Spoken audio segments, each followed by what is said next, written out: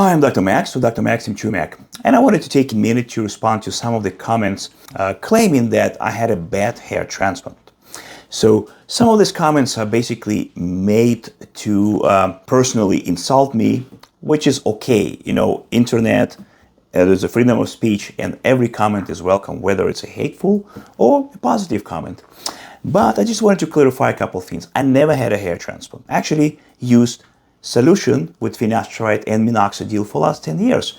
So I'm pretty happy with the hairline that I have. I know I have some recession here, but I'm overall happy. So what is important about the hair transplant in general? In me as a physician, I will never tell my patients, you need a hair transplant. No. Someone who is feeling comfortable being bald, it's perfectly fine to be bald. You don't have to have a hair transplant. So in my case, I'm happy with the hairline that I have, so I will never get a hair transplant unless something changes. I have a beautiful wife, she loves me the way it is, and I don't feel a need for hair transplant. So again, stay tuned. All comments are welcome. Even if you want to hurt me, I don't care.